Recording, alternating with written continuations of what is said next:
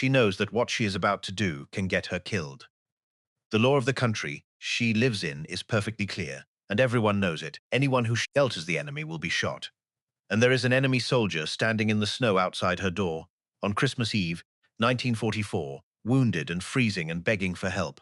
And behind him in the dark there are two more.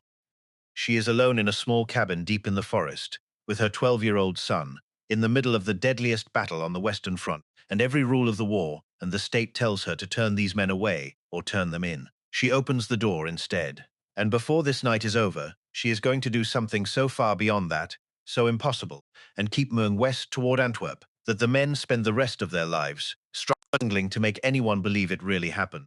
Before we go on, if stories like this one matter to you, please take a moment to subscribe. It genuinely helps us keep the memory of these people alive on every side of this war and reach more people who care about them. Thank you.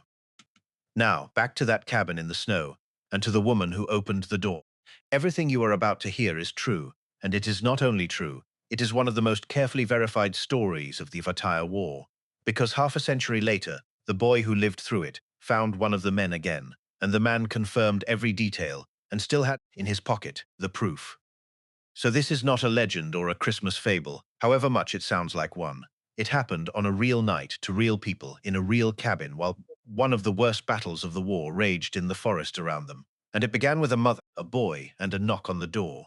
Her name was Elisabeth Vincken. She was a German woman, and the son beside her was named Fritz, and he was 12 years old. Their home in the city had been destroyed by bombing, and so they had come to live in a small hunting cabin in the Hurt Forest, near the border while Fritz's father was away on wartime duty.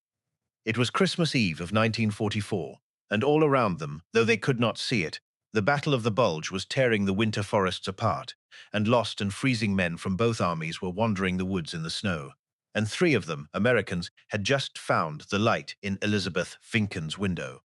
Elisabeth Vincken was not a soldier or a hero of any usual kind. She was a mother trying to keep her child alive and fed through the collapse of everything in a freezing cabin in a war zone, waiting for a husband she could only hope was still alive. She had been keeping a rooster, fattening it, named Herman, for the day her husband might come home, a small saved-up piece of hope in a starving winter. That Christmas Eve it was just the two of them, mother and son, with a little food and a fire and the enormous dark forest pressing in on every side, and the distant sound, now and then, of a war that had come very close.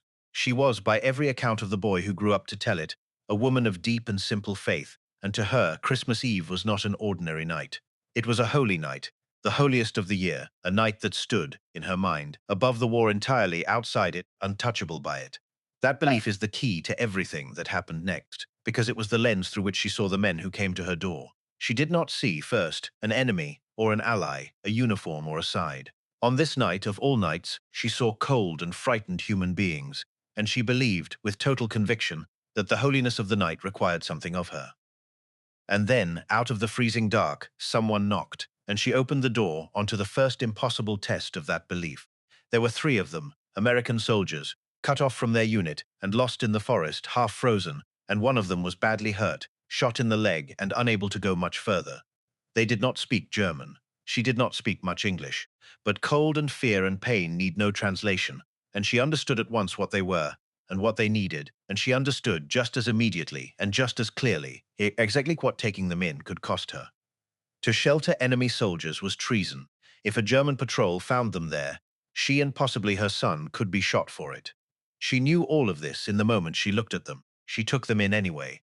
She brought the three Americans inside, out of the killing cold, sat the wounded one down, and set about doing the only thing she knew how to do for frightened, starving men on Christmas Eve, which was to feed them. She decided, then and there, to cook Herman, the rooster she had been saving for her husband, because these strangers needed it more than her hope did. She sent Fritz to fetch more potatoes. She began to prepare, for three lost enemy soldiers, a real Christmas dinner. She had just risked her life for three men her country called the enemy. What she did not yet know was that the war was about to knock on her door a second time, and that this time it would be wearing her own country's uniform. There was another knock. Fritz went to answer it, expecting perhaps more lost Americans, and froze, because standing in the snow were four soldiers, and they were German. For a boy of 12 in that moment, the arithmetic was instant and terrifying. Inside the cabin sat three armed enemy soldiers. Outside stood 4 soldiers of his own country. If those 2 groups met, there would be a slaughter in his mother's cabin, and afterward, if the Germans understood that his mother had been sheltering the enemy, there would be worse. Elizabeth came to the door, and she looked at the 4 cold German soldiers, and she made the decision that turned this from a close call into one of the great small stories of the war. She stepped outside, and she pulled the door shut behind her, and she spoke to the German soldiers plainly. It was Christmas Eve, she told them, the holy night, and they were welcome to come in and share a hot meal and shelter from the cold. But, she said, there were other guests inside, guests they might not be happy to see. There were 3 American soldiers in her cabin, and then she laid down her law to armed soldiers of her own army. In the middle of a war, her side was fighting for its life. Tonight, she told them, there would be no shooting. This was one night on which there would be peace. If they wanted to come in, they would leave their weapons outside, here by the woodpile, and they would come in as her guests, and they would behave as guests, and no harm would come to anyone under her roof. It should not have worked. She was one woman with no power at all, giving orders to armed men who could have done anything they wished. But the corporal in charge of the German soldiers looked at her and looked at the snow, and it was Christmas Eve, and he was tired and cold and far from home, and something in what she said reached him. He agreed. He told his men to stack their weapons outside by the woodpile, and they did. And then Elizabeth went back inside and told the American, through gestures and the few words they shared, that they too must give up their weapons for the night, that German soldiers were about to come in, and that on this night in this house there would be no war. And, incredibly, they agreed as well. But whether 7 armed enemies, disarmed and packed into one small room, could actually get through a single meal without it ending in blood was another matter entirely. The first minutes were, by Fritz's account, almost unbearably tense. The Americans and the Germans sat crammed into the small cabin, enemies at arm's length, stiff and weary, hands that had held rifles an hour before, now empty and uncertain. These were men who, had they met in the forest that afternoon, would have tried to kill Elisabeth without hesitation. Say this sitting at the same table while a German mother and her son moved among them, serving out the rooster and the potatoes, filling the room with the smell of a real Christmas dinner, refusing by the sheer force of her calm to let the fear win. And then it thawed. It turned out that one of the young German soldiers had been a medical student before the war, and he asked through gestures to look at the wounded American's leg. He examined the wound in the lamplight and told the frightened Americans, in the little French and English that could be scraped together, that the cold had actually helped, had slowed the bleeding and held off infection, and that with rest and food their friend would recover. In that moment, the last of the tension broke. A German soldier was tending an American's wounds at a Christmas table, and everyone in the room could see it for exactly what it was. The uniforms stopped mattering. They became, for a few hours, just young men, most of them a long way from their mothers, sharing a meal on the holiest night of the year. When the food was ready, Elisabeth Vincken asked them all to bow their heads, and she said grace, a mother giving thanks over a table of enemies. And by the accounts that came down from that night, there were tears in more than one hard young soldier's eyes as she did. They ate together. They showed each other photographs of the families they were fighting to get back to. The Germans and the Americans, unable to truly speak, communicated anyway, the way people do, and for one night, in the middle of the most destructive war in history, 7 men who were supposed to be enemies sat at one table and were simply human beings together. It is almost impossible to believe. It happened. There is one more thing from that table the men remembered all their lives. As the meal went on and the fear drained out of the room, the soldiers began to take out photographs of wives, of parents, of children waiting at home, and to pass them around, his German hands holding American families and American hands holding German ones. And in the lamplight of that small cabin, the thing the whole war depended on denying became suddenly unbearably obvious. Every man at that table was somebody's son. Several were fathers themselves. They were not a cause, or an army, or an enemy.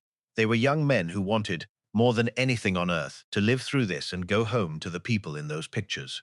For one night, a German mother had made them let each other see it. In the morning, it ended, gently. The war was still out there, and everyone in that cabin knew they had to go back into it. But before they parted, the German corporal did one last remarkable thing. He knew the terrain and he knew where the German lines were, And he knew that the three Americans, lost and with a wounded man, were in terrible danger of wandering straight into them. So he gave the Americans directions, pointed them the safe way through the forest toward their own lines and away from his, and by some accounts gave them a compass to find their way. He helped his enemies escape his own army. And then the two groups of soldiers, who a day before would have killed each other on sight, shook hands and thanked the woman who had sheltered them all, and walked back out into the war in opposite directions, and not one shot was ever fired. They all lived. The Americans made it back to their lines. The wounded man survived, and the Germans went back to theirs, and the war ground on for another 5 months, and Christmas Eve of 1944 became, for each of the men who had been in that cabin, a private, almost unbelievable memory. The night the enemy fed them, and a German mother made peace with nothing but the authority of her own conviction. Open. For decades, one of them, the boy, could not stop, wondering whether any of it had really happened the way he remembered, or whether the others even remembered it at all. Fritz Vincken never forgot that night. It shaped his entire life. He grew up, and eventually he emigrated to the United States, of all places, and settled far away, and he told the story of the Christmas his mother made enemies into guests. But he ached to know what had become of the men, and to have someone other than himself confirm that it had been real. For decades he searched. And then in the 1990s, nearly 50 years later, through a television program that took up his case, he was found by one of the American soldiers who had been in that cabin. An old man now who remembered every detail exactly as Fritz did, and who had kept, all those years, the directions the German corporal had given them to find their way home. It was real. All of it. The last living proof looked the old man in the eye and confirmed it. Elisabeth Vincken was gone by then, and never knew that the story she made would travel around the world, that a president would one day tell it, that it would become, for millions of people, one of the small candles held up against the darkness of that war. She would probably not have understood the fuss. To her, it had been simple. It was the holy night, and there were cold and frightened human beings at her door, and the accident of which army they belonged to did not, on that night, outweigh the fact that they were somebody's sons. So she fed them, all of them, and she made them lay down their weapons and their war for a few hours, and she reminded 7 soldiers and her own son that underneath the uniforms they were all just people, which is the truth the whole war was built on forgetting. For one night, in one cabin, a mother made them remember, and the men never forgot it as long as they lived.